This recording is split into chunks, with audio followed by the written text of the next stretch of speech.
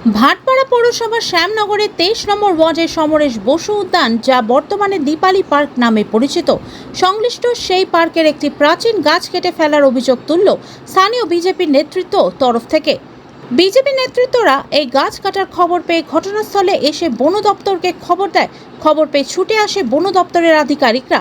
সংবাদ মাধ্যমের মুখোমুখি হয়ে জগদ্দল এক মণ্ডল বিজেপির সভাপতি শুভঙ্কর দের অভিযোগ করেন, শাসক দলের আগেও সংশ্লিষ্ট এই পার্কে বেশ কয়েকটি গাছ কেটে ফেলেছে পার্কের সংস্কারের করার নাম করে। তার পাশাপাশি বিজেপি নেতৃত্বরা জানান, মাঠ সংস্কার করা ভালো উদ্যোগ, কিন্তু এর আড়ালে গাছ কেটে ফেলছে শাসক দল। কিন্তু বন দপ্তরের অনুমতি না নিয়ে গাছ কাটা দণ্ডনীয় অপরাধ।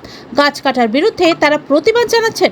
অপরদিকে স্থানীয় 23 নম্বর ওয়ার্ডের কাউন্সিলর সুকেশ বিশ্বাস বলেন, এই এলাকায় একাধিক অসাধু ব্যক্তিরা রাত হলেই নেশা করে, তাই মাঠটির সংস্কার করার জন্য এই গাছ কাটা এবং আমফানের সময় একটা গাছ হেলে পড়েছিল, সেই গাছটা কাটা হয়েছে।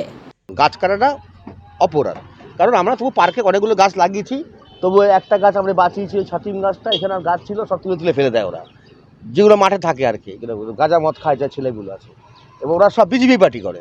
এবার উন্নয়ন তো সহ্য হয় না। এবার বিরোধী নেত্রী যে আছে, প্রাক্তন সাংসদ, তিনি বলছেন এই পার্কে গাঁজা মদ খাওয়া হয়। আবার যখন এই পার্ক যখন সংস্কার করা হবে, তাদের লোক দিয়ে ওরা ভিড়ি দেওয়া হবে, বলে গাছ কেন কাটা হচ্ছে, জঙ্গল কেন পরিষ্কার করা হচ্ছে। ঠিক না এটা, এবং তারা রাজনীতির স্বার্থে শুধু একটা মাত্র ওই অভিযোগ করছে। এর বিরুদ্ধে আমরা তীব্র প্রতিবাদ করি। এই কারণেই গাছ হচ্ছে আমাদের একটা জীবন।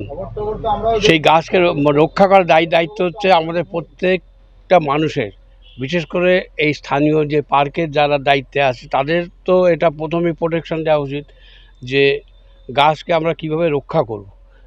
অর্থাৎ একটা গাছ আমরা বলছি, গাছ প্রয়োজনে নিশ্চয়ই কাটতে হবে, আবার প্রয়োজনে লাগাতেও হবে। গাছ কাটার বিরুদ্ধে আমরা তীব্র প্রতিবাদ করি। আমরা গাছ কোনো অবস্থায় কাটতে দেবো না। তার জন্য যদি আমাদের প্রয়োজনে অন্য কোনো ব্যবস্থা গ্রহণ করতে হয়।